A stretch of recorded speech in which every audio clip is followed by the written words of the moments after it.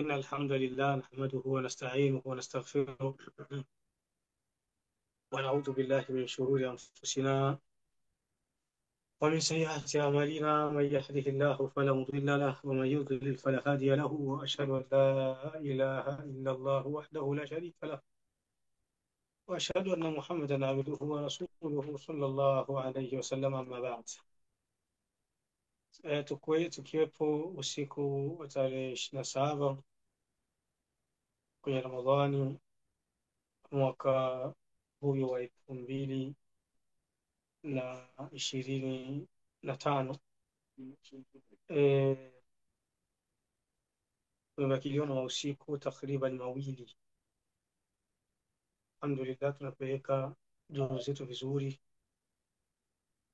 tunazipeleka kabisa. Alhamdulillah, juzu tatu.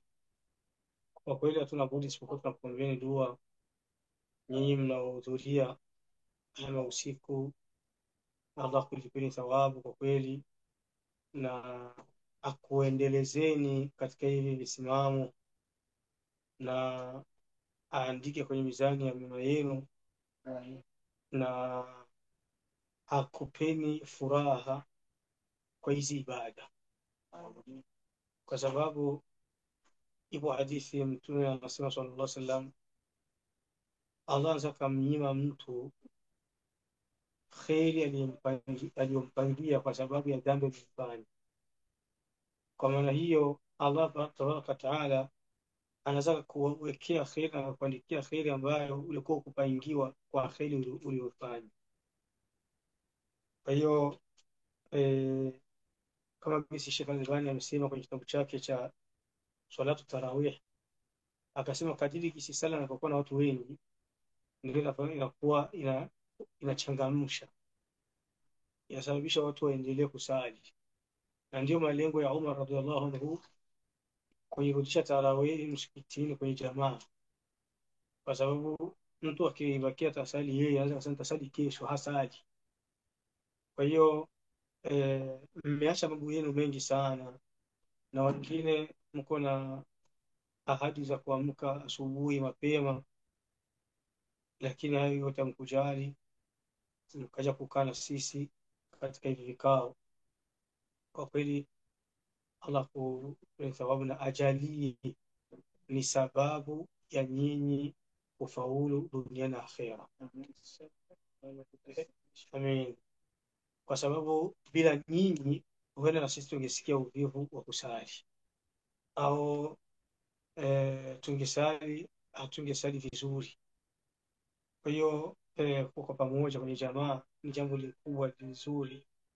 Tunaomba Allah subhanahu wa ta'ala, na watu wenye hawajapata hii ladha, huyu utamu hivi vikao, au katika hizi nchi za fitna, nchi ambazo kana kwamba umetufunga kwenye chicha au tufunga kwenye nyumba ya ndege, qafas, tunaita kwa Kiarabu qafas, kale ka nyumba ambako wanafunga ndege, kana kwamba watu katika hizi nchi za Ulaya ni ndege zimebanwa zikawekwa kwenye kanyumba kale kasuku, hauwezi ukatoka.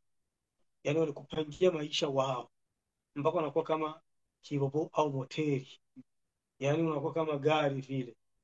Akili yako haiwezi kadhalisha kujifikiria mambo ya kiakhera kwa wepesi, bali inabidi uwe msikiaji wa madarasa sana, na Allah tabaraka wa taala akupe taufiki, ndio utajikutana utajikwamua kwenye nyumba ya mbano ambayo iko Ulaya. Unaona watu wengi wa Ulaya hawakujitambua, washapangia maisha yao. Mnafanya kazi miezi kadhaa, kwenye wakati wa jua ndio mnaenda Afrika, unakula hewa, unarudi tayari stress zimepungua, unafanya kazi, unakuja tena Afrika wakati wa jua. Maana yake hakuna kwenda umra, hakuna kwenda hija. Ramadhani inapita zake Ramadhani, watu wengi wa Ulaya kana kwamba ni mwezi tu wa kawaida, mwezi wa kawaida mwingine. Lakini sisi Allah subhanahu wa ta'ala, si kwa utashi wetu, si kwa ujanja wetu ametuchagua. Tumshukuru sana Allah subhanahu wa ta'ala, na tumuombe sana Allah tuendeleze.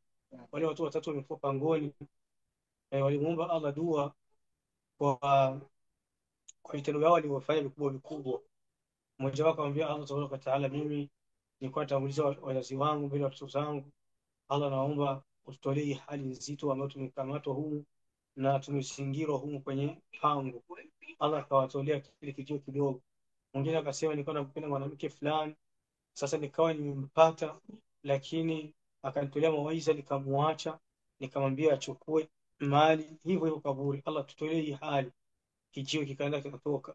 Mwingine akasema nilikuwa nimpa mtu kazi, akazira pesa yake, nikachukua ile kazi ile tena nikaweka kwenye biashara, ikazaa mazao mengi, nikampa ule mtu yote.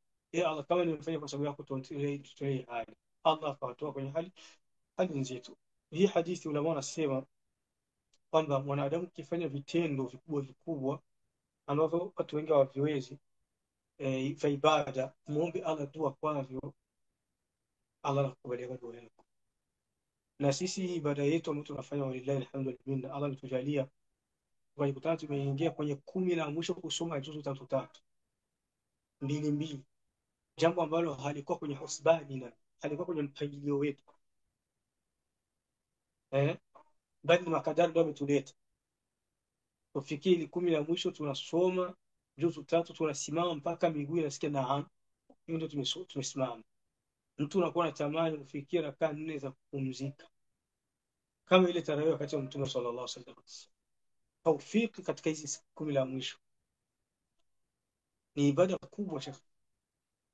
Misikiti gani ambayo inasubutu kusoma juzu 3? Labda wenye wako kwenye itikafu wanaweza kusubutu, lakini ukisikia kisomo chao sio kisomo cha itmanini, sio kisomo cha utulivu.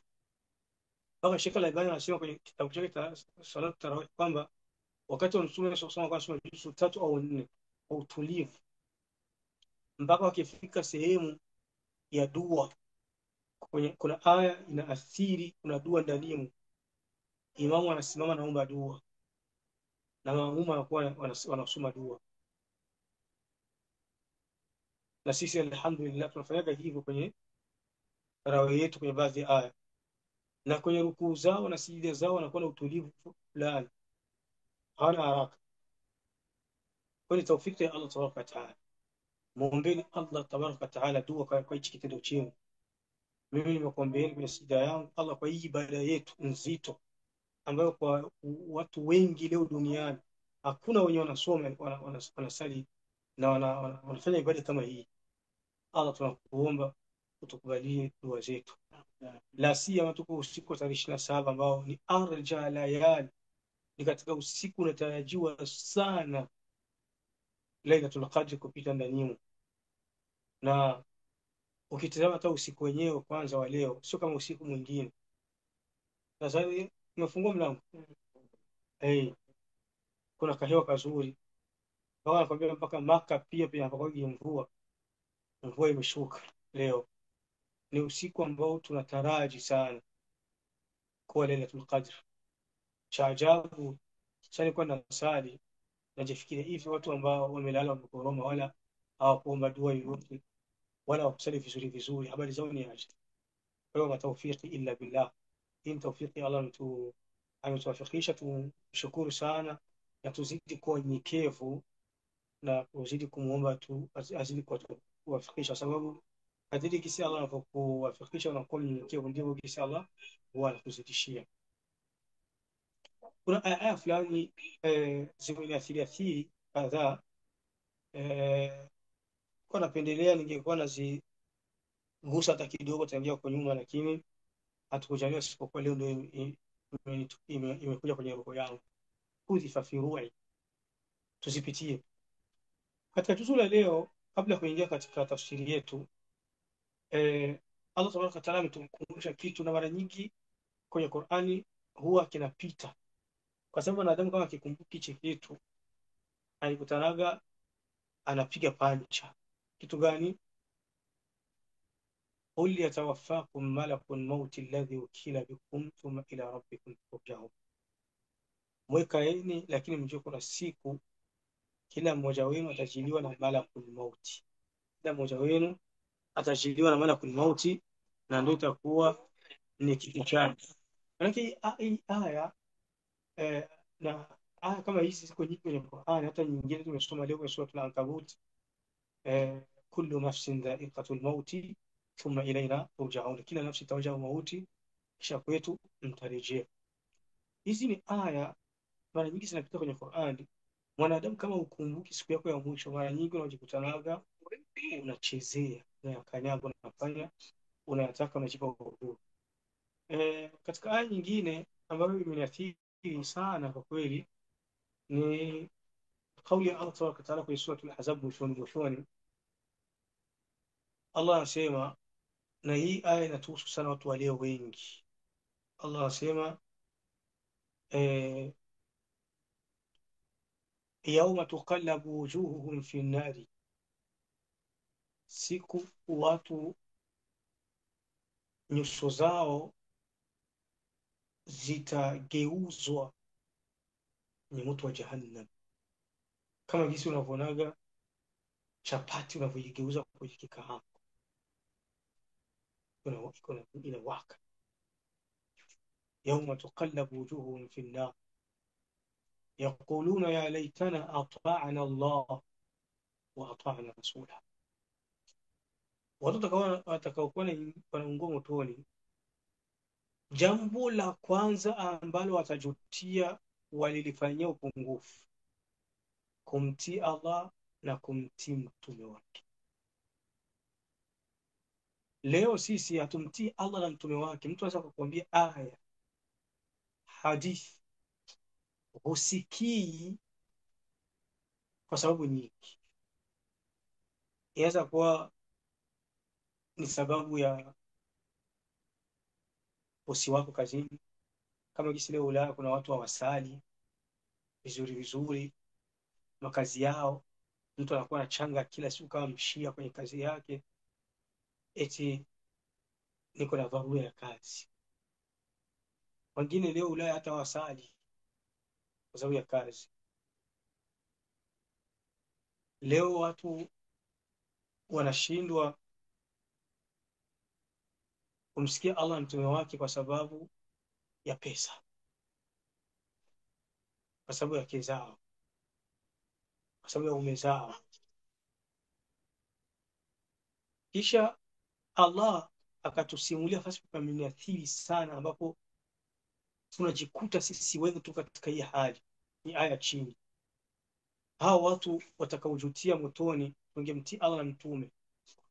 Ni kitu gani kiliwasababisha wasimtii Allah na mtume? Sikilizeni. Allah anasema ata'na Allah wa ata'na rasula wa qalu rabbana inna ata'na sadatana, tumewatii viongozi wetu wa kubaraana, na wakubwa zetu, faadalluna sabila, wakatupoteza njia. Wallahi watallahi, watu wengi katika ulimwengu wa leo wameacha Qur'an na Sunna, wameacha mafunzo ya dini. Sababu kubwa ni kiongozi wake. Inaweza kuwa ni kiongozi wa kazi. Sababu kubwa ni mkubwa wake. Subhanallah, leo tunafikia hatua ya kuogopana mpaka tunakubali kwenda kinyume na mafunzo ya dini. Hii ni hali inajitokeza katika hizi nchi, na karibuni hapa ni mambo ambayo yako yanacheza. Nimeenda Australia, nimeenda South Africa, nimeenda Belgique, nimerudi Sweden, nimeenda Burundi, Uingereza. Walillahi alhamdu wal minna, Allah kuniruzuku hizo safari. Tukiachia mbali ya Maka na Madina, nimekutana Waislamu wakosi malumbano. Kuna kundi liko kwenye haki, lakini kuna lingine kwenye upotovu, na hili kwenye upotovu mara nyingi linakuwa ni watu wengi. kama kisimesikia kisa cha jana cha wana wa Israeli waliokuwa kimpinga Musa na Harun ni wengi,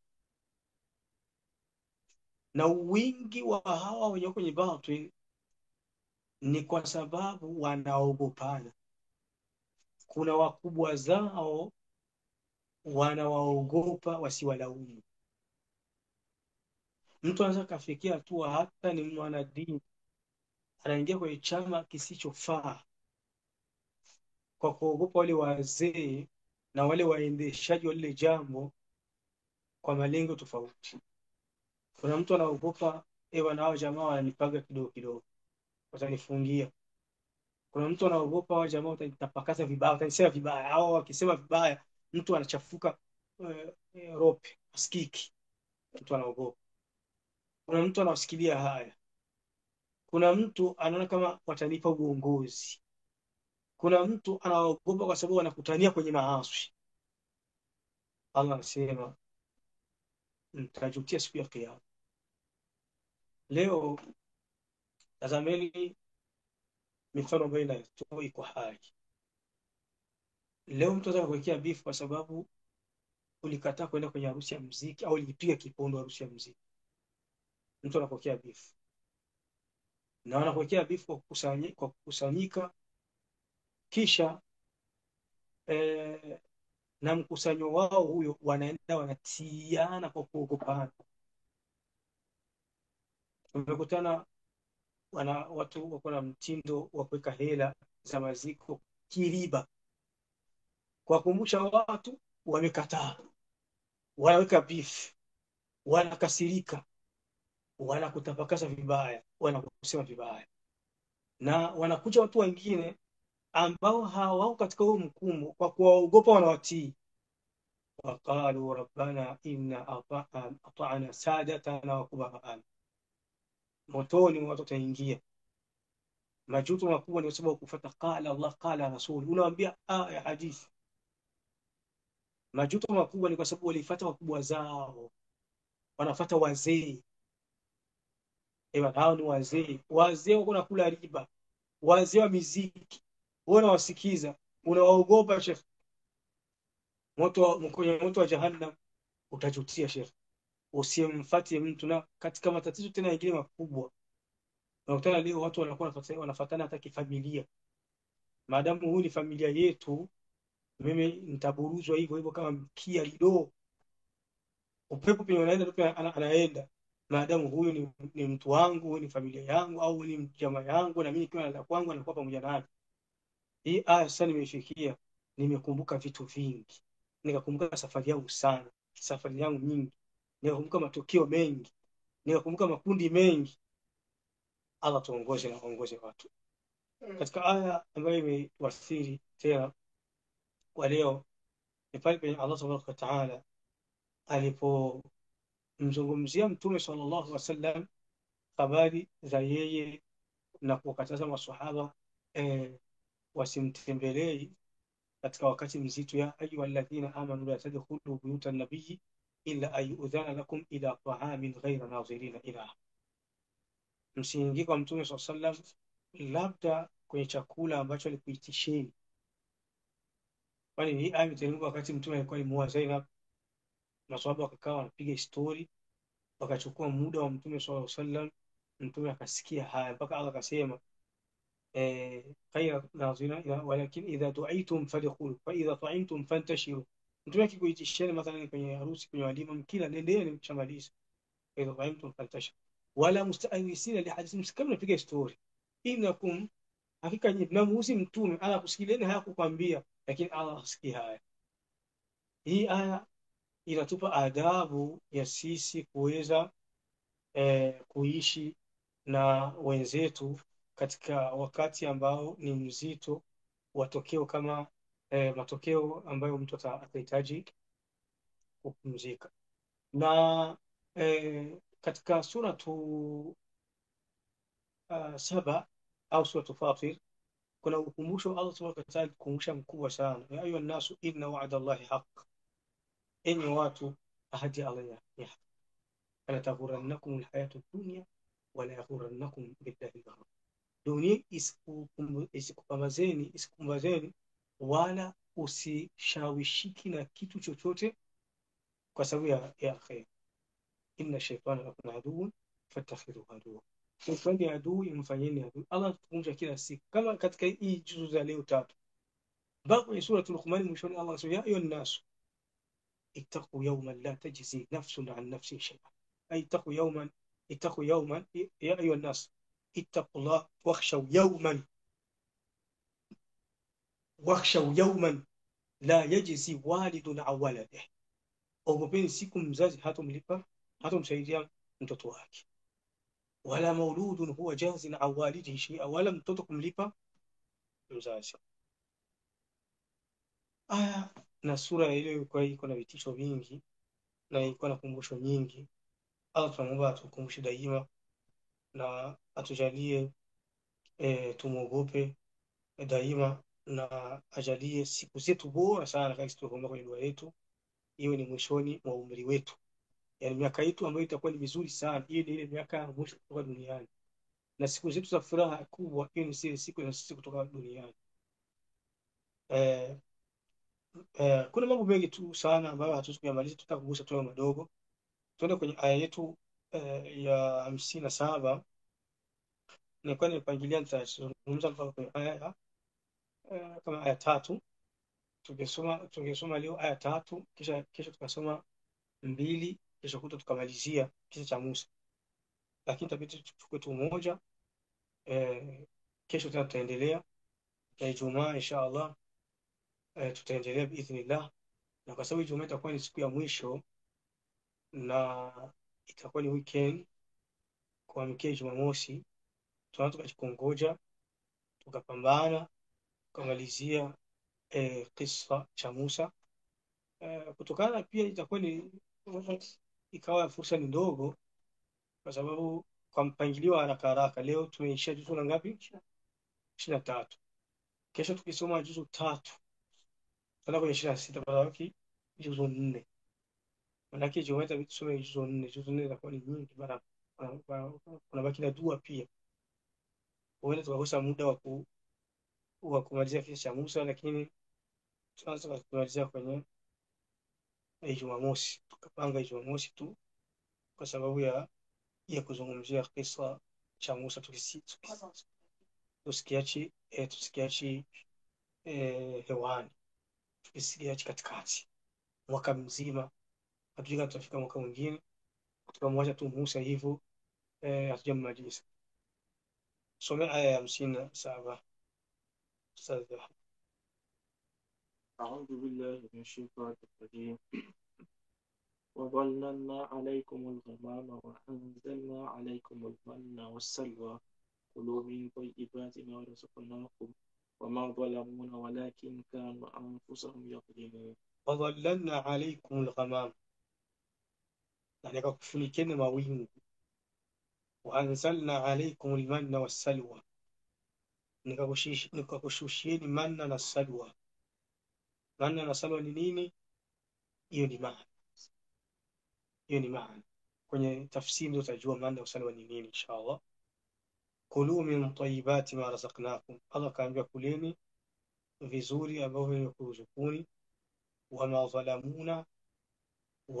dhalamuna walakin kanu anfusahum yadhlimun, hawakutuzulumu lakini wao ndio wamezulumu nafsi zao. Kwa nini Allah anawateremshia manna wa salwa na anawafunika kisha aseme amalizie haya maneno?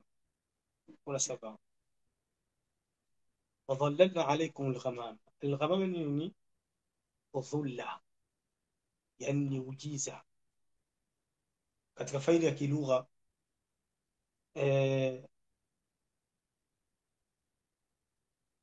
ghamam wanakwambia ni wa kullu mughattin fahuwa maghmum, kila kitu cha kufunika kinaitwa maghmum katika lugha ya Kiarabu.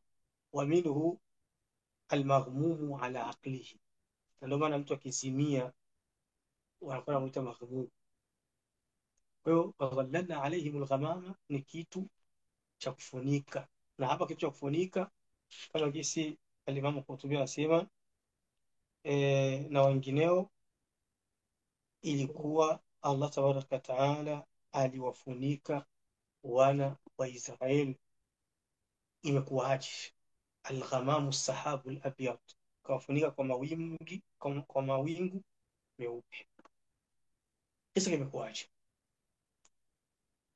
Kisa kimekuwa hivi: wakati wamevuka bahari wakaokoka dhidi ya Firauni, Allah tabaraka taala akawarithisha mali ya Firauni na mabustani yao na mito yao, kama kisa alivyosema, wa jannatin wa uyun wa kunuzin wa maqamin karim pale Misri. Walipochupa mipaka, Allah akasema kadhalika wa aurathnaha bani Israil, ndivyo nikawa nimewarithisha wana wa Israeli hivyo vitu. Kisha Allah hakupendelea wabaki pale Misri kutokana na jinsi walivyochupa mipaka, neema wakazitapika, hawakuwa na neema za Allah. Ndipo Allah subhanahu wa ta'ala akawaambia watoke waende al-ardh al-muqaddasata allati kataba Allahu lakum, ardhi muqaddasa.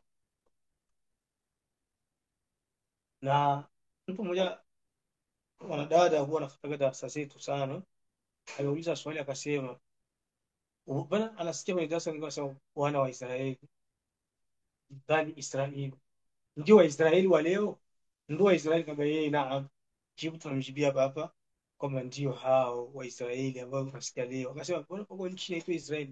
Ndio hao. Kutokana na, kwa kifupi tu, bila kuingia kwenye tafsiri na urefu mwingi ambao watu wanaozungumza kuhusu hao watu. Almuhimu, wakati wanatoka Misri wanaelekea sasa huko Palestina, na ambapo wako leo tunapaita Israeli. Israeli walipanga wao huyu nchi kipindi, hawakuwaga sehemu inaitwa Israeli zamani kabla mtume kwa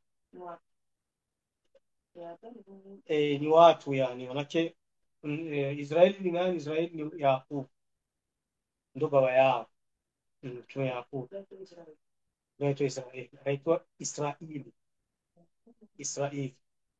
Israeli ni ule wanaitaga ni malakul mauti Israeli, na pako dalili za matabiin wanamuja kwa Israeli. Kwa hiyo ile kwenye Kiswahili chetu na kwenye lugha kwa leo wamebadilisha ile Israeli wakaita Israeli.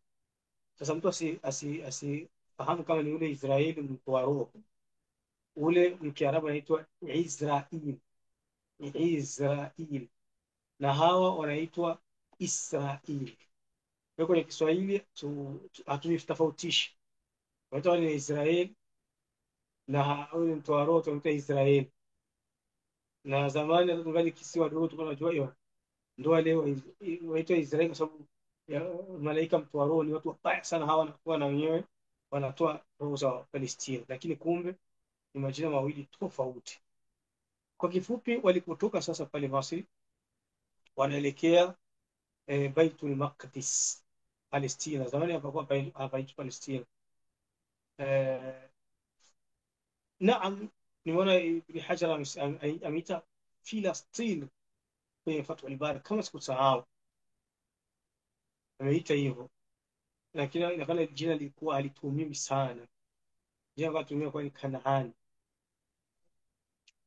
Sasa walipoelekea huko wakawa wako njiani. Unajua walimwasi Musa, Allah subhanahu wa ta'ala kawaadhibu kwa sababu walimwasi Musa kwenda huko Palestina, kufungua Palestina. Walipomwasi Musa kaomba dua Allah, qala rabbi inni la amliku illa nafsi wa akhi fafruq bainana wa baina alqaumi alfasiqin. Allah, mimi natoa mawaidha sisikiki, inaonekana sasa mwenye ananisikia ni ndugu yangu tu, kaka yangu, nilikuwa naomba sasa ufarikishe watu wema na watu waovu. Watu wema uwape khairati na watu waovu uwaadhibu. Allah kasema, akamwambia Musa, fa innaha muharramatun alayhim 40 sana. Kwa hiyo dua yako na waharamishia hawataingia katika huyo mji wa Palestina miaka 40 yatihuna fil ardh, wataendelea wakiangaika ardhini. Ndio sasa wakaanza sasa njia, wanaangaika wakakosa njia, wako kwenye desert, kwenye jangwa Sahara. Ndio wakawa wanaambia Musa kwamba jua ni lingi. Musa, kwa nini unatutembeza sehemu kama hii? Umetutolea nini Masri? Unasikia jua likali.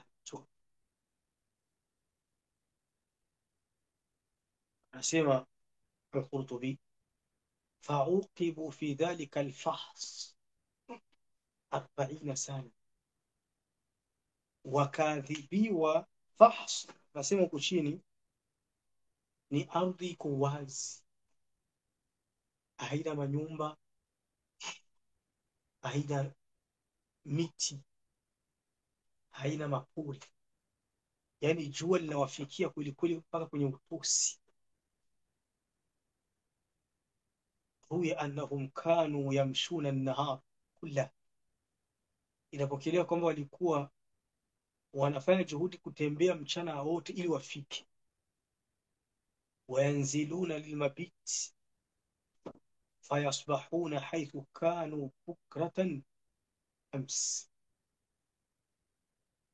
wakifika sehemu wanapumzika, wanalala.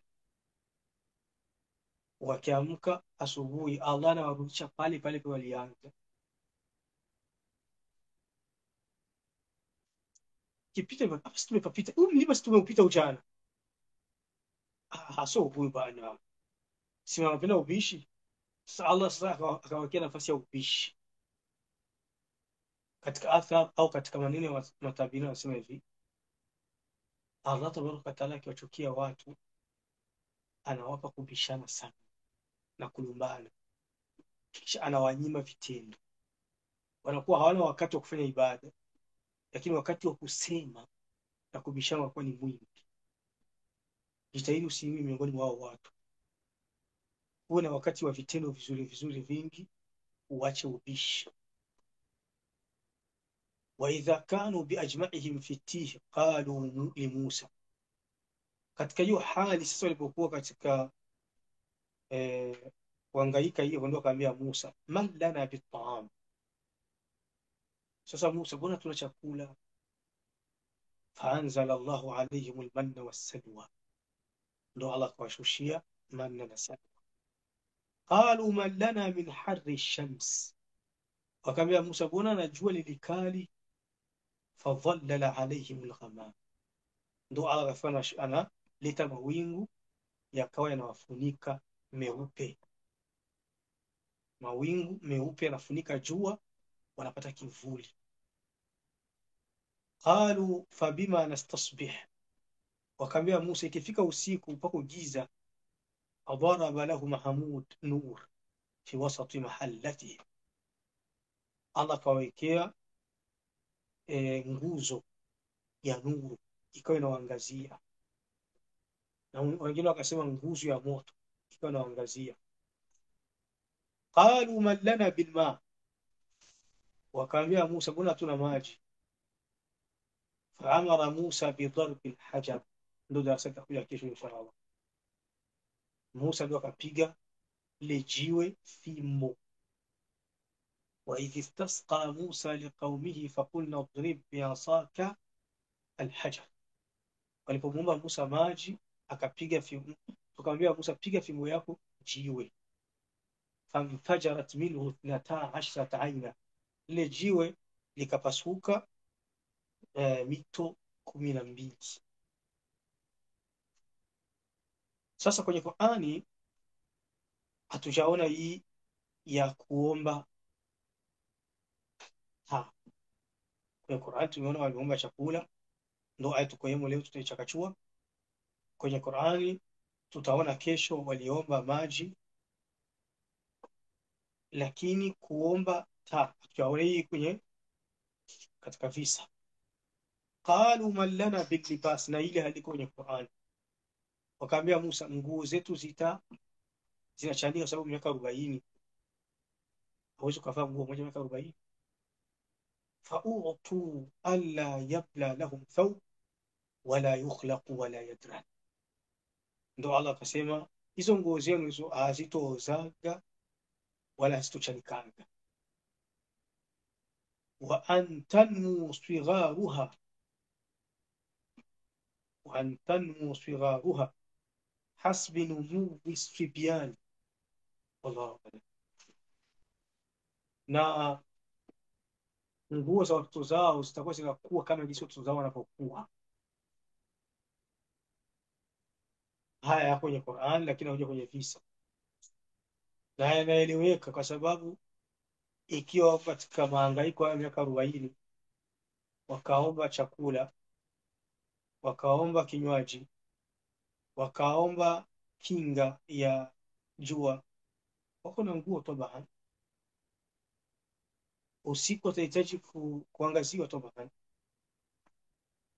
Ndio Allah akasema anzalna alaykumul manna wassalwa, nikakutemesheni manna na salwa. Manna ni nini?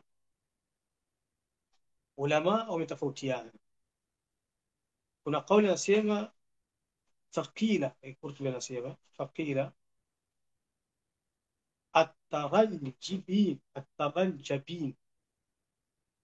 بتشديد الراء, ni maji ya umande. Unaona ile maji ukiamka asubuhi unaonaga kwenye majani pako maji, ndio maji aliwateremshia ile.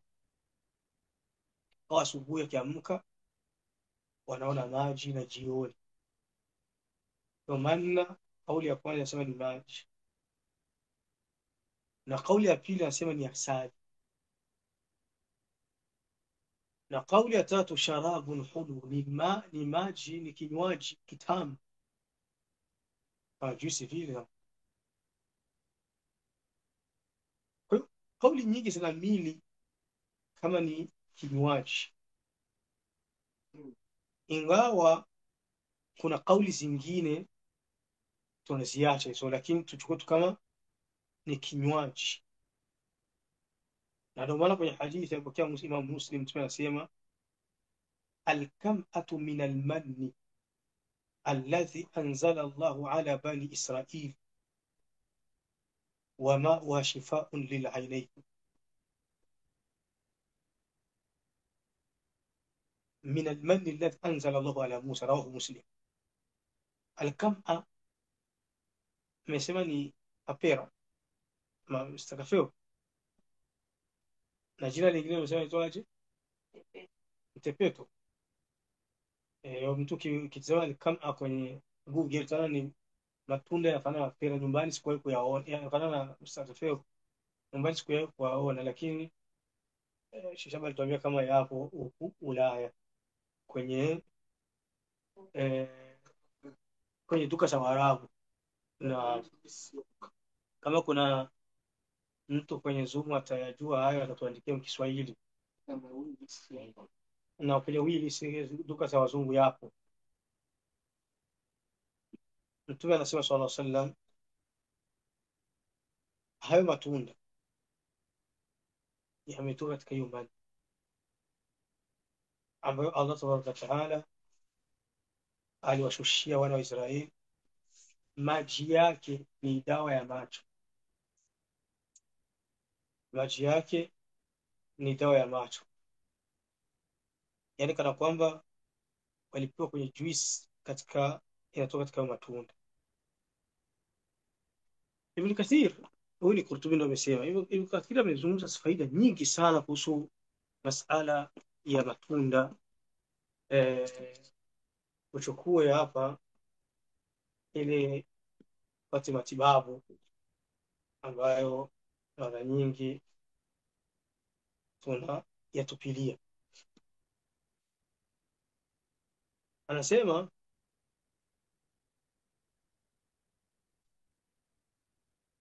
baada ya kunukuu kauli za kuhusu manna ni nini, akasema kuna watu wanasema almannu sharabun kana yanzilu alayhim mithlu al-asal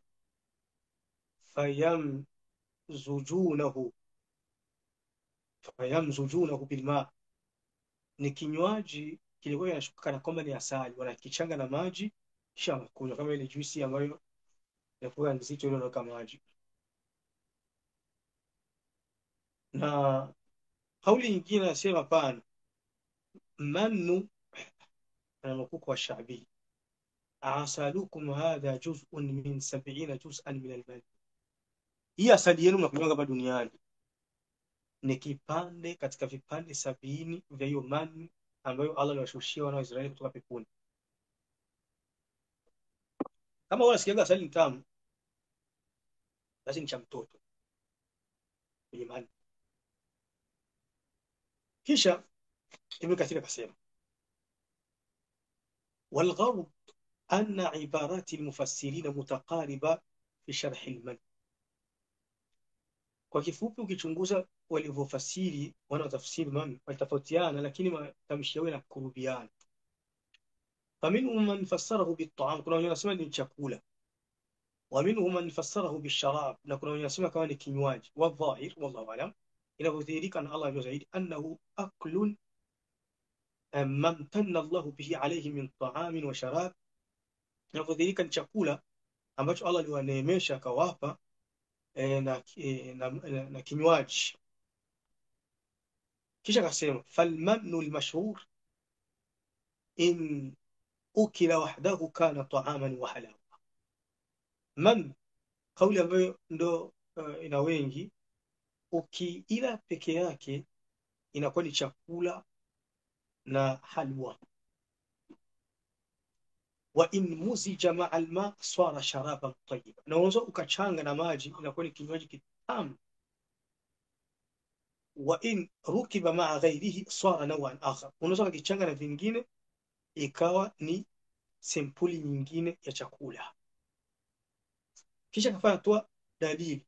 Mtume anasema sallallahu alayhi wasallam al-kam'atu min al-man wa ma'uha shifaa'un lil-'ayn, rawahu al-Bukhari. Eti mstakafeo au hiyo kama ni unahitaji mtepeto ni katika mani, maji yake ni dawa ya macho. Kisha kafanya tena hadithi nyingine inasema al-ajwatu min al-jann, ajwa ni tende za vipuli, zile tende nyeusi zile, kenda Madina zipo, ni chakula cha peponi. Wa fiha shifaa'un min as-sum, ajwa ni dawa ya sumu. Yanaga mtu alipewa sumu, mpe ajwa. Au kiogopago umeitishwa sehemu, yani jitahidi ndio kwa kuona ajwa. Kicha sehemu unaogopa unaweza kupokea sumu, kula 7 sumu haifiki.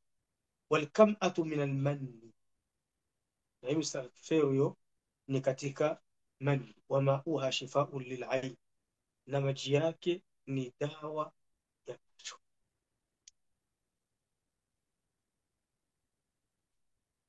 Na maji yake ni dawa ya macho. Kwa hiyo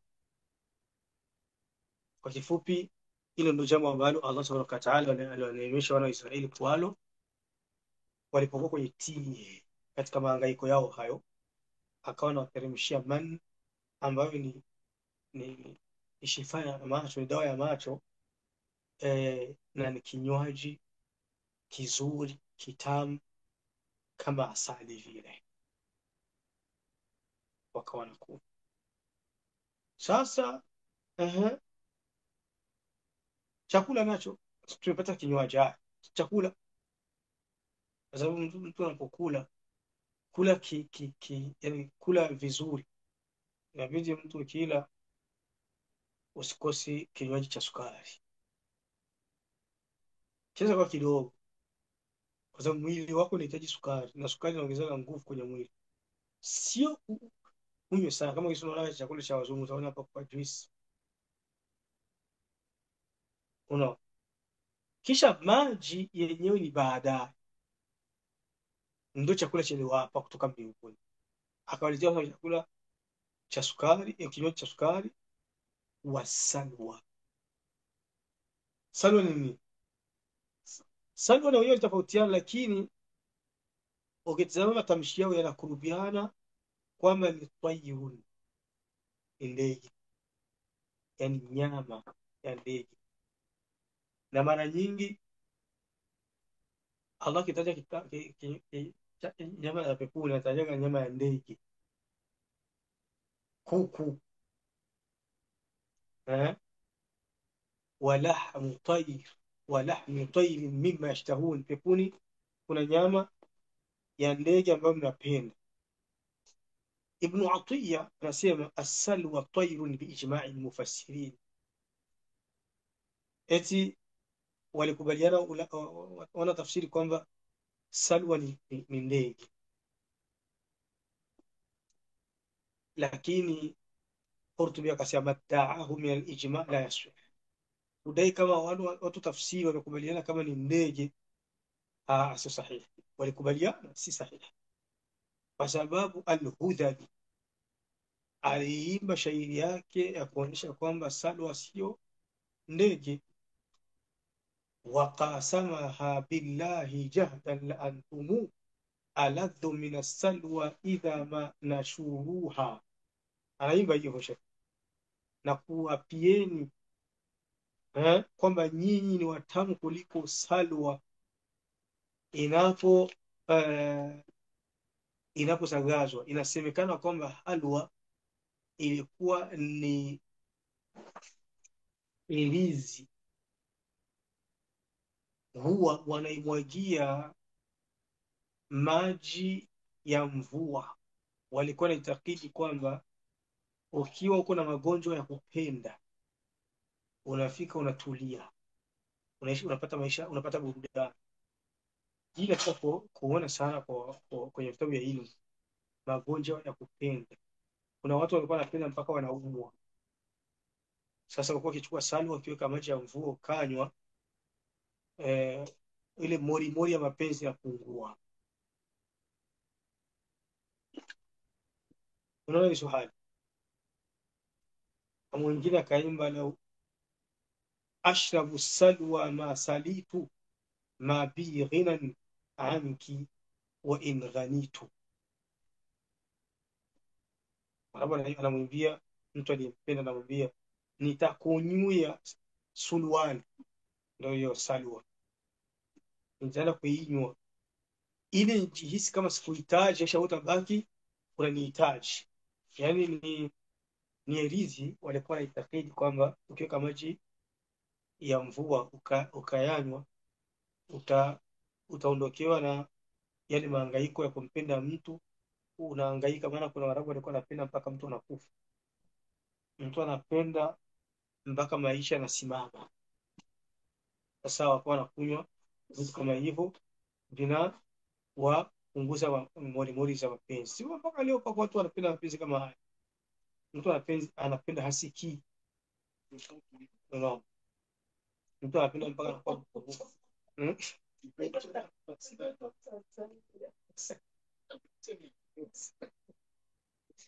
kwa hiyo ni sawa. Kwa hiyo kwa kifupi tu nataka kuonyesha kama kuna khilafu kuhusu pia na hii salwa, hawakukubaliana kama ni nyama ndege. Lakini kwa kifupi tufahamu kwamba manna ndo kauli ambayo ni mutakarib, ni kinywaji akrab ma yakunu kama asali au zaidi ya asali. Kwa kifupi ni kinywaji hulun, kinywaji ambacho ni kitamu. Na salwa ni nyama ya ndege.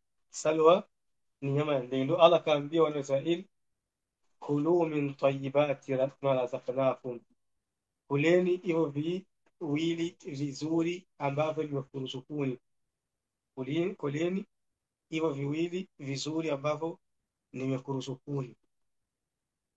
Ibn Kathir yuko na maneno yake mazito na yeye kuhusu hii point, imechafua vizuri sana. Inasema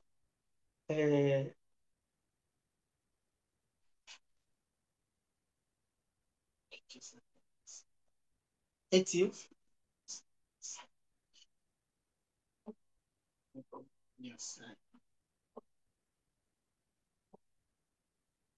qala Qatada, anasema Qatada, as-salwa kana min tayrin, eti salwa ni ndege.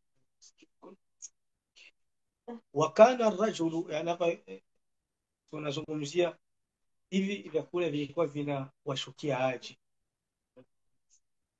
hivi vyakula vilikuwa vinawashukia aje, walikuwa wanavipata aje? Kabla ya kuzungumzia hilo, an Ikrima, amma salwa fa tayrun ka tayrin yakunu bil janna, salwa ni ndege inapatikana peponi.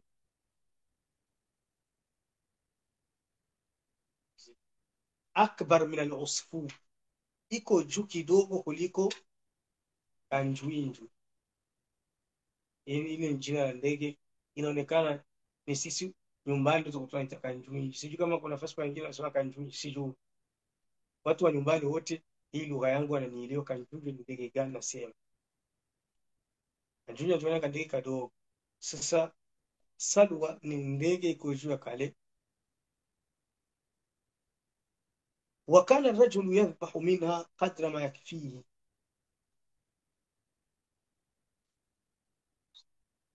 na mtu alikuwa anachinja kadiri ya kumtosha,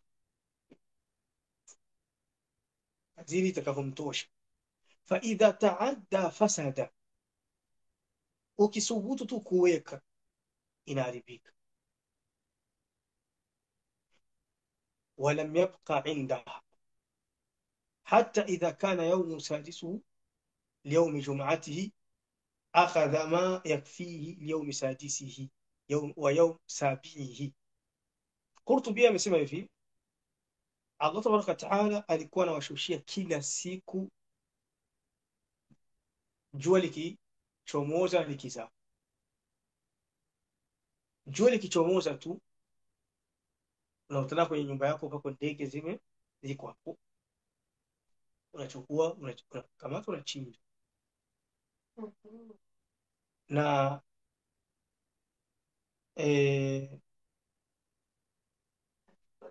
anasema man hiyo ni kauli kama iko tayari, na kauli nyingine anasema kwamba kuhusu manna kisi ilivyokuwa shuka, kuna kauli nasema kama iko inashuka kama athuluj, hizo wanaga barafu zina shuka. Kwa sisi tuko Sweden ndio tunaelewa vizuri hizi barafu zinashuka, ndio sisi iko nashuka ile manna barafu wanachukua, kisha ilikuwa nashuka kila siku unaenda kujichukulia, isipokuwa Ijumaa mosi. Ijumaa mosi ndio ilikuwa ishuki kwa sababu ni siku ya ibada yao. Ndio siku Qurtubi amesema, ama na Qurtubi ningenukuu kwa herufi ndio ingekuwa na baraka zaidi yakaeleweka. Amesema wapi haya? Ndio haya. Anasema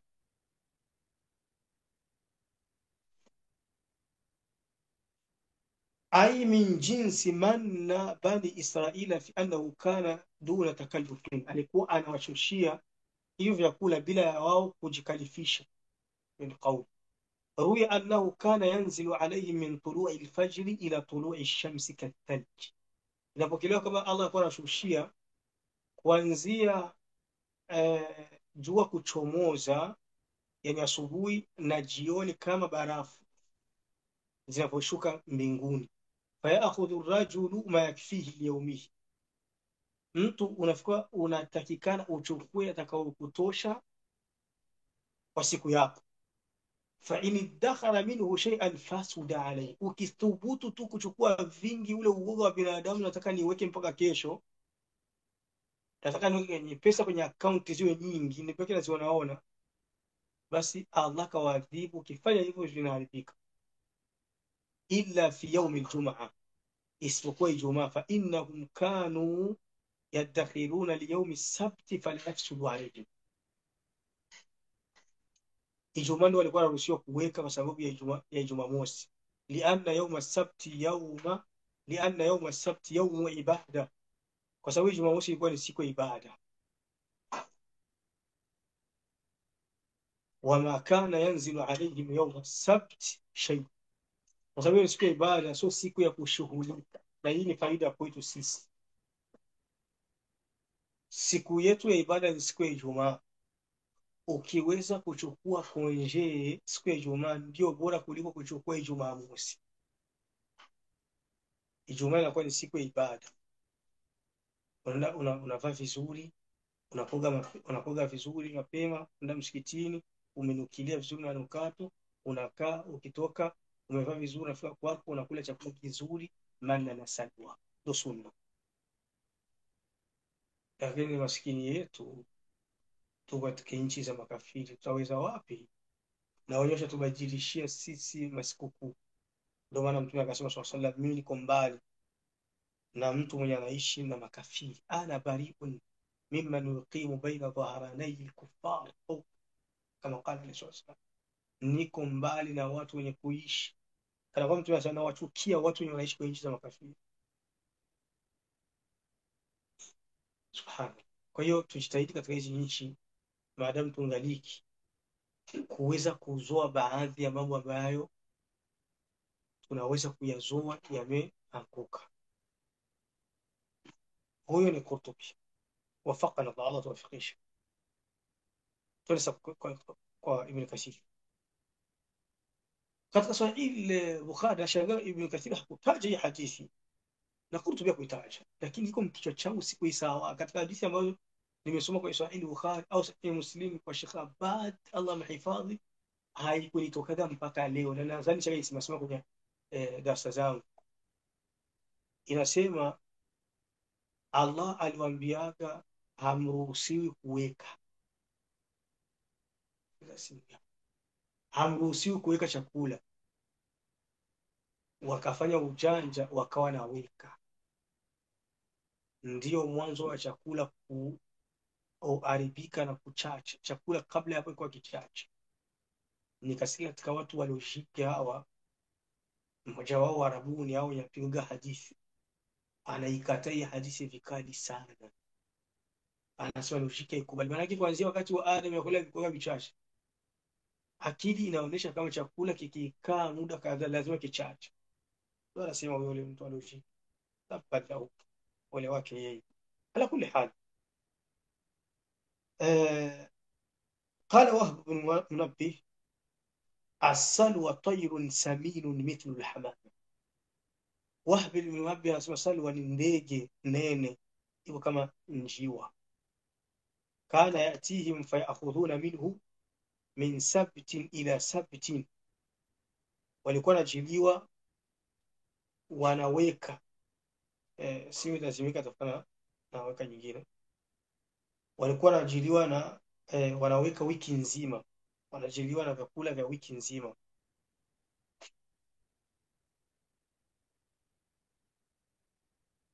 Na katika upokezi qala سألت بنو إسرائيل موسى عليه السلام لحمة فقال الله لأطعمنهم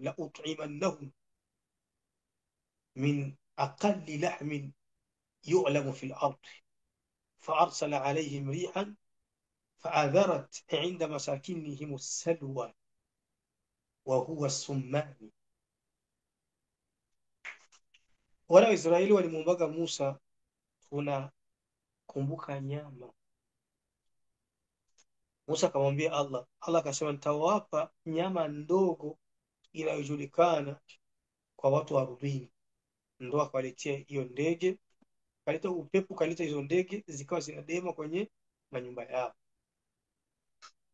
Mithlu may fi may qaidi rumhin fi sama fakhabba'u lilghad fanatna al-lahmu wa khanaza al-khubz. Hakuleta ni hadithi hapa, ni hadithi ya Mtume sallallahu alayhi wasallam, lakini alileta kama maneno. Ikawa mtu unaweza kanyosha tu mkono wako kaipata, wakathubutu kuweka, ndipo nyama zikaanzaga kuchacha na kuharibika na mkate ukaanza kuvunda. Kabla hapo ulikuwa havivundi. وقال سدي لما دخل بنو إسرائيل التيه قالوا لموسى عليه السلام كيف لنا بما هاهنا أين الطعام. Walipoingia katika mahangaiko yao ya miaka 40, walimwambia Musa, sasa tutakula aje? Ndo Allah akawashushia manna, fakana yanzilu ala shajari az-zanjabil.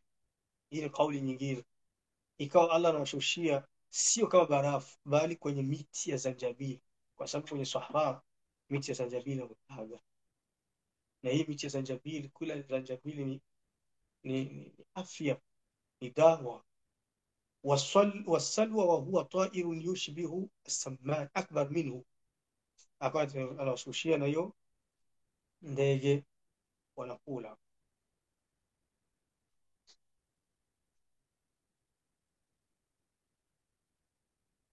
Hadha at-ta'am fa aina ash-sharab, wakamwambia sasa tushapata chakula. Kwa hiyo inaonekana kama yote ni chakula. Manna na sal ni chakula, asali ni chakula, juisi ni chakula. Wakamwambia sasa tunataka sana kinywaji. Faamara Musa fadaraba bi'asahu al-hajna, manake wenye sasa pata nani chakula ya Allah shashushia nyama na asali, hiyo inakuwa ni chakula, kwa sababu asali inashinikizwa, nyama inashinikizwa na asali, au ukiwa kula chakula chako inashinikizwa na juisi. Lakini bila shaka utahitaji kunywa maji, kwa hiyo kana kama unataka na maji. Sasa ndo akamwamrisha Musa, akapiga fimbo yake, akapasuka mito 12 kama tutakuja kesho inshallah. Ndo akamwambia hicho tumeshapata chakula, tumepata kinywaji, kivuli, twasikia joto, jua. Fadhallala alaihim alghamam, ndo Allah akawafunika na mawingu. Faqalu hadha dhill fa aina libas, wasema sawa, tumepatana kivuli, nguo kwa hurufi sana jamaa. Fakanat thiyabun tatulu ma'ahum kama tatulu sibyan wala takharraq lahum thawb, ikawa nguo zao zina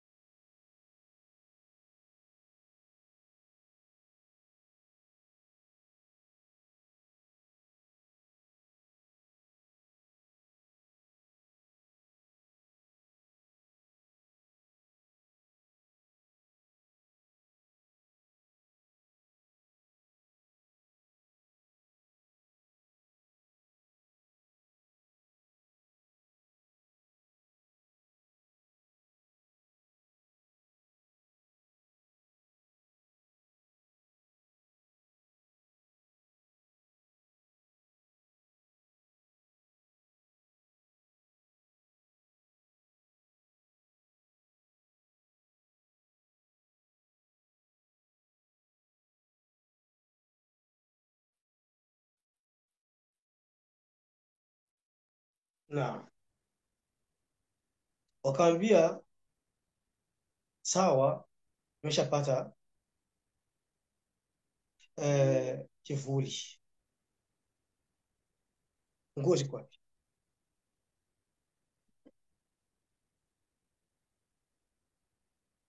فكانت ثيابهم تطول معهم kama tatulu swibiani, ikawa nguo zao zinabakia pamoja nao na zinaenda zinakuwa ndefu kama jinsi wanapokuwa warefu, kama jinsi mtoto anaga nakuwa. Wala yatakharraq lahum thawb, nguo ikawa haiwezi ikachanika. Fadhalika qawluhu ta'ala, ndo tafsiri ya kauli Allah, na ndo alimaanisha Allah aliposema fadhallalna alayhim al-ghamam wa anzalna alayhim al-manna was-salwa, wafunika na mawingu ukawapa manna na salwa. وإذ استسقى موسى لقومه فقلنا اضرب بعصاك الحجر, alipoomba maji Musa kwa kaumu yake, tukamwambia piga fimbo jiwe. Famfajarat minhu 12 aina, jiwe lile likapasuka mito 12. Qad alima kullu unasin mashrabahum, kila watu wakajua sehemu ya kunywa. Kulu washrabu min rizqi llah, kuleni na kunyweni kwenye riziki ya Allah. Wala ta'thaw fil ardi mufsidin, mjikerebeshe na ufisadi ardhini.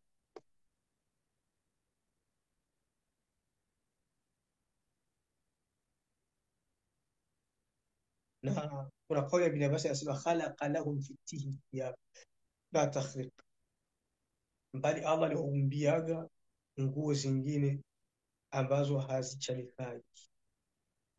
Fakana rajulu idha akhadha min almanni wassalwa fawqa ta'am yawm fasad, illa annahum kanu ya'khudhuna fi yawm al-jum'a ta'am yawm as-sabt fala yasbah fasid. Ikawa mtu ukichukua chakula zaidi ya siku moja kinaharibika. Siku tu moja Allah ni tajiri, anatoa. Allah anataka kupa darasa kwamba mtegemeeni Allah. Leo gisi mmepata, kesho nenda kuleteeni. Lakini kutokana na gisi ulisikia vyakula ni vitamu sana kutoka peponi, wakawa hawaamini vizuri. Kama gisi na sisi leo tulio. Mtu unaweza kuwa na hela, unalimkiza ndani, unasikia ndugu yako Muislamu analia njaa, utoshi. Unabaki unaziona kwenye accounts. Unafurahi.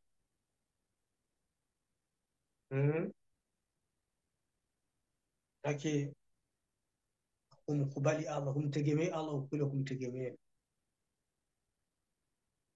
Haujui kama ukitoa Allah atabaki. Qala an-nabiy sallallahu alayhi wasallam, law annakum tatawakkaluna ala Allah kama law annakum tatawakkaluna ala Allah haqqa tawakkulihi la razaqakum kama yarzuqu. Kwa hiyo ingekuwa mnamtegemea Allah ukweli wa kumtegemea, angewaruzukuni kama ndege.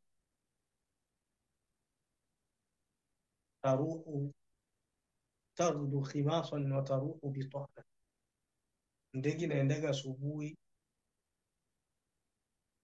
tumbo linashikana mgongo kwa njaa, lakini usiku linarudi imejaa, tumbo limejaa.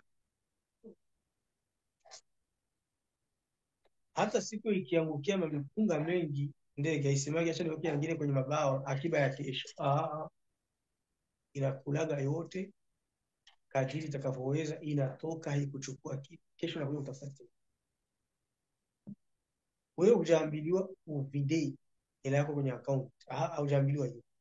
Hatujakwambia hela yako yote uitoe au sio na akiba, hatujakwambia hiyo. Lakini tunachokwambia, wakati uko na hela, mtu anaomba, analia njaa, ukataa kumpa na unaweza kumpa, basi unaingia katika hii hali ya Wanaisraeli kwa Somalia. Hatusumi hivi visa kwa kuenjoy tu, bali kwa madhara. قال ابن عطية السلوى طيب بإجماع المفسرين. أنا نقول لنينو لا ابن عطية lishatangulia, lakini kwa kifupi tunataka kusema hapa ni kwamba ni makosa sana. Allah tabaraka taala ashatuahidia sisi jamani, ashatuahidia kwamba atatupa, ataturuzuku. kama jinsi anavyoruzuku ndege ukimtegemea ukula kumtegemea. Kwa nini tuendelee tunabana, hatutaki kutoa? Sasa sisi Ulaya tunapotaka kufanya mihadhara, malaidi na kadhalika, ndio utaona jinsi watu wanavyobana, wajitolee, watu wajitolesha, watu wanajitolea wanavyotaka wao. Kimalizia, Allah anawapiga kipondo mwisho wa madhalamuna walakin kanu anfusahum yadhlimun. Hawakutudhulumu, walizulumu nafsi zao. Amarnahum bilakli mimma razaqnahum wa an ya'budu kama qala kulu min rizqi rabbikum washkuru lahu. Tuliwaamrisha wale watuabudu kama jinsi Allah alivyosema tena mwingine, kuleni rizqi Allah mshukuruni. فخالفوا وكفروا وظلموا أنفسهم هذا ما شاهدوه من الآيات البينات والمعجزات القاطعات. Lakini utasikia wana wa Israeli pamoja na jinsi Allah anavyowaruzuku hivyo, mtasikia matatizo ya ona hizi aya na hizi alama za Allah na hizi neema za Allah wanaziona live shaka. So kama leo wao ni live, ulikuwa hapo jana Afrika huko vibaya sana, unakosa chakula, leo unapata. Au ulikuwa hujaolewa huko vibaya, ukampata mwanamume anakuhudumia. Au ulikuwa una kazi ukapata kazi, unapata riziki. Ulikuwa huko mdogo hauna nafasi ya kula, ukawa mkubwa, Allah akakuonesha njia za kutafuta pesa. Hiyo ni neema ya Allah, unastahili kumshukuru Allah na kumwabudu. Lakini ni neema si mubasha, si moja kwa moja. Mtu mwenye imani itaongezeka katika hiyo neema, huyo ni muwafaka. Mtu ambaye unakumbuka kesho yako, bwana, kesho yangu iko jana yako, jana yangu kwa mbaya, Allah nimeemesha akanitoa Afrika kanipeleka Ulaya au kanipeleka Arabuni, au kanitoa kwenye hali ilikuwa sina kazi nikapata kazi, au kanitoa kwenye hali sina mume nikampata mume, sina mke nikampata mke, akanitoa kwenye hali ya dhiki akanipeleka kwenye hali ya uafadhali. Unastahili imani pale, gisi hali yako inabadilika na kuwa nzuri, ndio unastahili imani pale kawaida. Wallahi ndio mwanadamu asili kwa hiyo, na ndio Qur'ani ilituashiria sana, amma bi ni'mati rabb, suratu Takathur kule mwisho Allah subhanahu thumma atusaluna yawma idhin, taulizwa leo. Kwa kawaida mwanadamu maisha yako yakibadilika, inabidi imani izidi. Na maajabu sisi bwana, sisi neema ikizidi ndio imani nazidi. Allah kaashiria sana kwenye Qur'ani sana hilo jambo.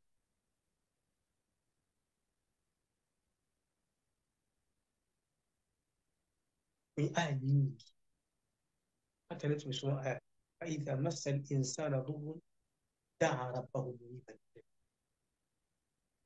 Mwanadamu akiwa na maisha mazito ndo anakuwa naomba dua nyingi, anakuwa mcha Mungu. Tumesoma katika suratu Az-Zumar. Kesho inshallah patakuja aya nyingine mwishoni kule wa suratu Az-Zumar, anasema faidha massa al-insana minna rahmatan min ba'di dharra. Aya hii inabidi nisome kama jinsi Allah alivyoishusha, kwa sababu mara nyingi nikipitia hii aya siipitagi mururu kiram, na kwa natulia. Faidha massa al-insana dhurrun da'ana, mwanadamu akipatanga matatizo, maisha yakiwa magumu, anaomba dua sana, yani mcha Mungu. Sala zimpita, naomba dua nzuri, na anaingia na itikafu, analala kabisa itikafu. Thumma idha khawalna, tukimkubalia dua yake na imani yake uchamungu wake. Thumma idha khawalnahu ni'ma, tukampa maisha mazuri. Dua zake alikuwa analilia na akaomba, tukampa. Allah nipe kazi ya Allah, Lailatul Qadr. Leo kwenye Lailatul Qadr watu wanaomba dua zao, wanaomba kazi.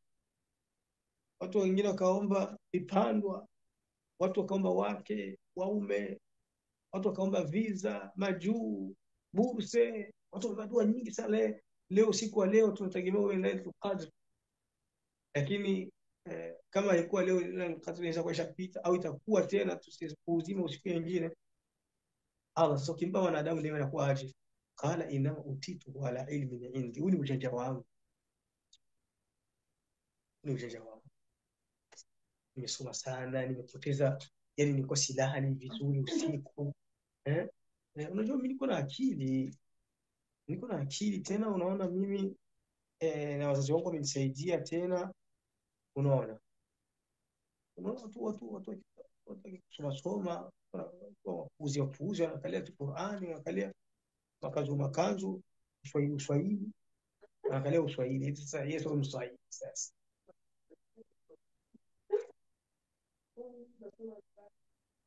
yake yeye alipata kazi vizuri, anavaa nguo ndefu, wale ndefu, ananyoa ndefu, ndio Mswahili.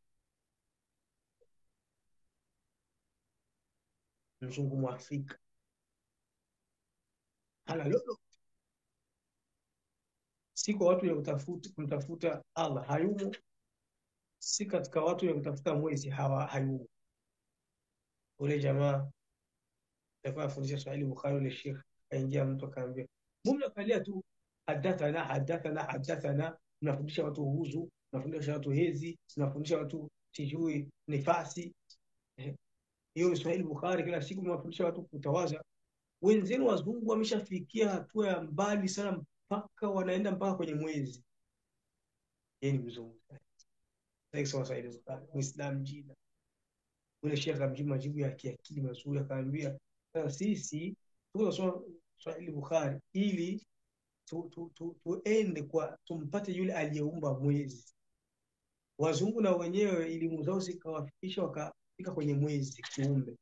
Sisi Swahili Bukhari ndio tufikisha kwa aliyeumba mwezi, Mola Mungu. Wazungu wenyewe wakafika kwa mwezi kiumbe. Nani bora? Sisi ambao Swahili Bukhari tufikisha kwa aliyeumba mwezi. Wewe sasa wewe kundi la tatu ndio. Tuko na kundi mbili. Kundi la kusoma Swahili Bukhari linaenda mbinguni. Kundi la wazungu hawaendi mbinguni, hawaendi peponi, lakini wanafika kwenye mwezi. Yaani wenyewe wanaishia chini ya mbingu. Sasa wenye kusoma Swahili Bukhari wanapita mpaka mbingu kule, wanaingia peponi. Wewe sasa kundi la tatu. Kwenye Bukhari haumo, utafika mbingu. Na kwa wazungu haumo hata. Tunalia kila siku Afrika nyumbani, tunashindwa kutengeneza hata wembe. Hata kuja kutuambia mimi nimesoma Ulaya. Tutengeneze, njooni nyumbani, mtutengenezee vitu ambavyo tunaona wazungu wanatengeneza. Kwanza tu saa tutengenezeni na saa. Nguo tunashindwa kutengeneza nguo.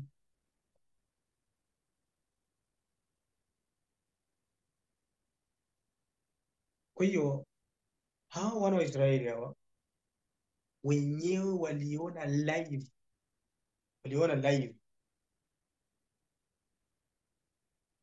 Hapa nasema Ibn Kathir, wa min huna natabayyanu fadilata ashabi Muhammadin sallallahu alayhi wasallam wa radiyallahu anhu ala sa'ir ashabi al-anbiya fi sabrihim wa thabatihim wa adam ta'annutihim ma'a ma kanu ma'ahu fi asfarihi wa ghazawatihi minha عام تبوك في ذلك القيض والحر الشديد والجهد لم يسألوا خرق عادة ولا إيجاد أمر ما أن ذلك كان سهلا على النبي صلى الله عليه وسلم، ولكن لما أجهدهم الجوع سألوه في تكثير طعامهم فجمعوا معهم فجاء قدر مبارك الشاة فدعا الله فيه وأمرهم فملأوا كل وعاء معهم، وكذا لما احتاجوا إلى الماء sa'alu Allah ta'ala faja'atuhum sahaba فأمطرتهم فشربوا وسقوا الإبل وملأوا أسقيتهم ثم نظروا فإذا هي لم تجاوز العسكر. Katika hichi kisa cha wana wa Israeli tunajua fadhila za Mtume Muhammad sallallahu alaihi wasallam na maswahaba zake ni bora kuliko wafuasi wa mitume wote. Wao wamesubiri wafuasi wa Mtume sallallahu alaihi wasallam wakathibiti, hawakuwa na maswali magumu yasiyowezekana ya kujikalifisha. Walikuwa pamoja na mtume wao kwenye baadhi ya masafari na baadhi ya vita nzito kama Tabuk. Ilikuwa ni vita nzito, wakawa pako jua likali, njaa kali. Ndio ile vita kwenye sura Tauba Allah ameizungumzia. Kuna baadhi ya maswahaba walikimbiana, wa ala thalathati alladhina khulifu, wale maswahaba watatu walitokewa na tatizo, walikuwa wacha Mungu wakakimbia vita. Ilikuwa ni vita nzito. Pamoja na hivyo vote, wenyewe hawakumuomba Mtume Muhammad sallallahu alaihi wasallam, na njaa yao kali hawakumuomba Mtume sallallahu alaihi wasallam kama gisi wana wa Israeli walimuomba Musa. Hawakumwambia Allah alete mawingu yatufunike, hajasema hivi. Hawakumwambia Mtume Allah tuteremshie chakula mbinguni. Walichukua kile chakula chao kila kwa hadithi iko hapa karibu. Wamechukua kile chakula chao kwa nacho kile, wakaambia Umar radhiallahu anhu ndio alimwambia Mtume sallallahu alaihi wasallam, ni hoja ni karibu.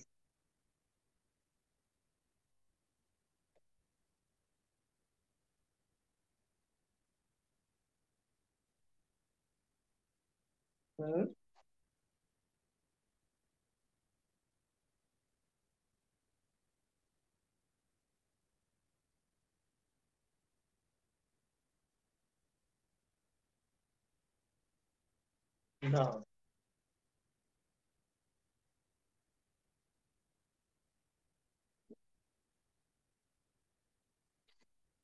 Masahaba wa Mtume sallallahu alayhi wasallam walipokuwa na Mtume sallallahu alayhi wasallam kwenye vita ya Tabuk, vita nzito sana,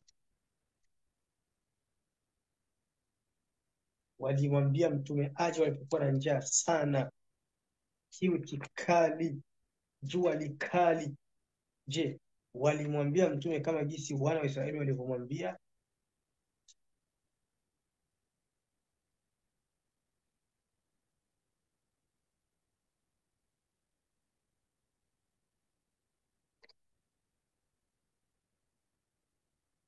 Sasa ile hadithi sijisajili kwa kweli, ilikuwa ni nzuri sana. Ibn Kathir ameashiria hapa, inatosha kwa kisi Ibn Kathir ameashiria, lakini kisi ilivyo nilikuwa nimetaka kujisajili ndio ilikuwa inapendeza na nogea.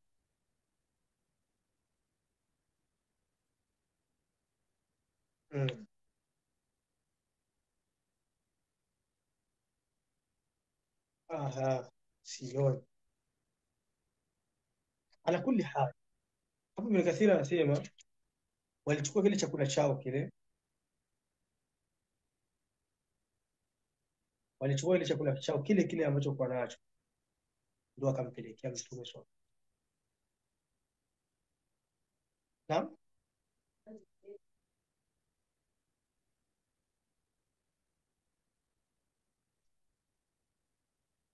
tutakuwa dawa hiyo ile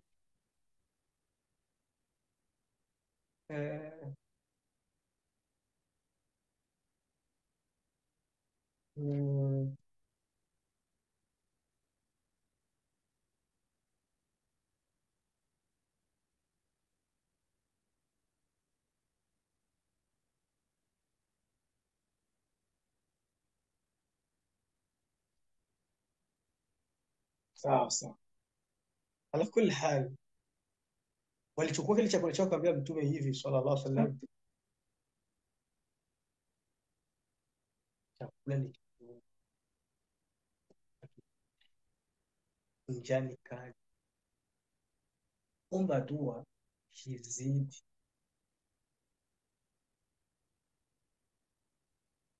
Mtume sallallahu alaihi wasallam Akamwambia kusanyeni kila mtu alete chakula chake.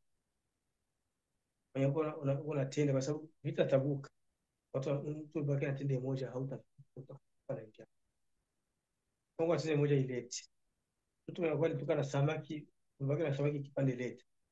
Mtu kutoka na mkate leta. Mtu kuna maji madogo leta. Kisha Mtume sasa akaombea kile chakula. Hii samaki moja inafaa kuwa nyingi.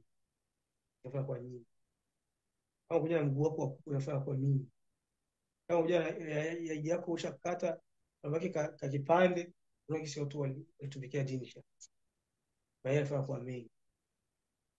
Ndio Kasira akasema hilo ndio walimuomba mtume wao. Akamwambia tuteremshie mbinguni.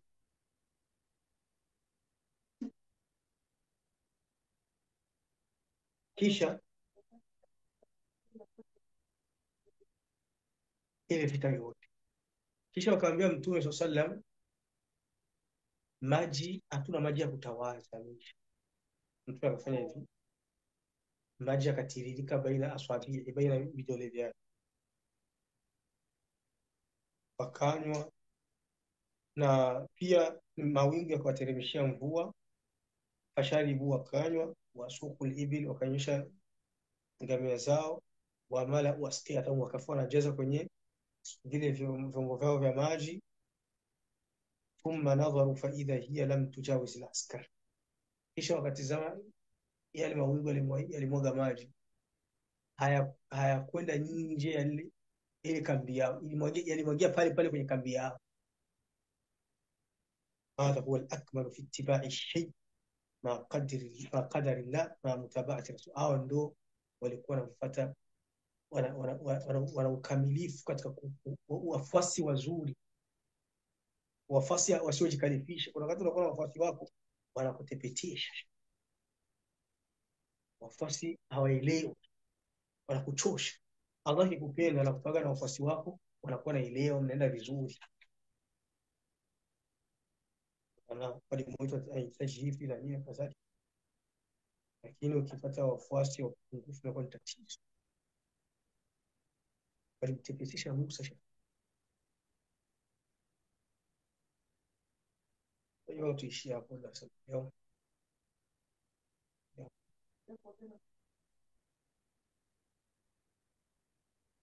Alikuwa na Harun, alikuwa na Yusha bin Nun, alikuwa watu cha Mungu kwenye safu ya Musa, lakini kilichompoza Musa wengi wako na wengi washakuwa korofi, wale wadogo wanafika hawaonekani ile kazi yao. Lakini Mtume sallallahu alaihi wasallam wafuasi wake wengi walikuwa naelewa. Ndio maana Musa amekufa amechoka. Alikuwa amechoka Musa. Ukisikia tu kifo cha Harun tu chenyewe na yaani alisema kisa cha Harun akisema kwenye sura tu Maida. Yaani alizikwa na ndugu yake pekee yake. Musa ndiye alimzika.